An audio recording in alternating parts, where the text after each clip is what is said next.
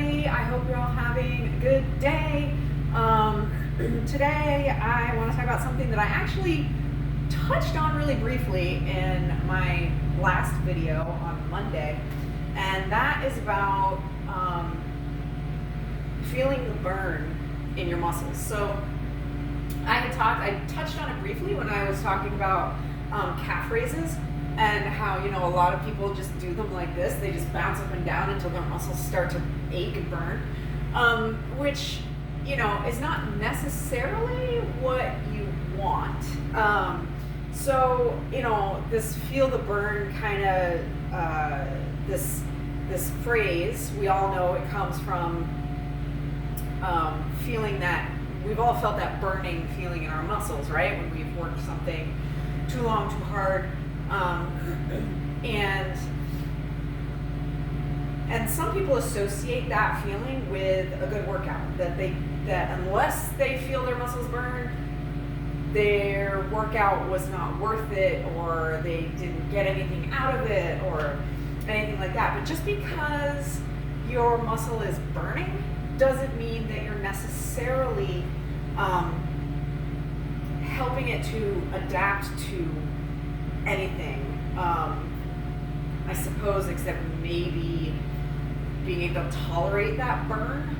But just because your muscle is burning doesn't necessarily mean that you're building it. It doesn't necessarily mean that you are making it stronger. It doesn't necessarily mean that you're making it bigger, which are, kind of the two main things we're looking for when we're building muscles.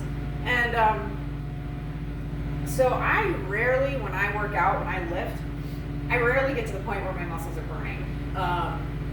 In fact, generally my goal is to not get to that point. I mean, sometimes I do, but for the most part I don't. And it's really not, there is some evidence that actually getting to that point interferes with muscle building, because your muscle is spending more time, getting the wastes of anaerobic metabolism out of them than they are in building and adapting to the stimulus. So it may be counterproductive to get to that point. And there are certain circumstances where it might be beneficial, and those are mostly for for training,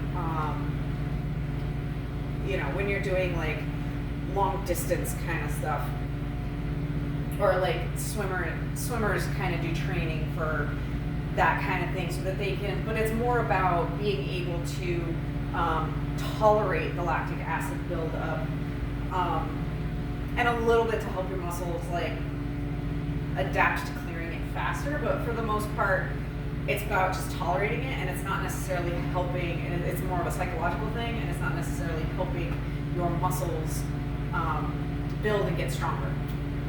So, another point for not killing yourself in the gym. I am not a proponent of going to the gym and destroying yourself. I like to lift a little bit, rest. Lift a little bit, rest. And my rest periods are anywhere from 30 seconds to 5 minutes, depending on what I'm trying to do and what kind of a building phase I'm in. And so, I rarely get to that point, and I never really have my clients get to that point where their muscles are burning. It happens occasionally, just kind of by accident, but for the most part, that's not my goal. My goal is not, to make you sweat profusely and feel achy when you leave here. That's not the point of working out. You should feel better when you leave than when you got here. And I'm happy to say that pretty much all of my clients, every time they're here, they feel better when they leave than when they got here. So So that's that. That, you know, there's really no reason to make working out. There's really no reason for working out to hurt that much.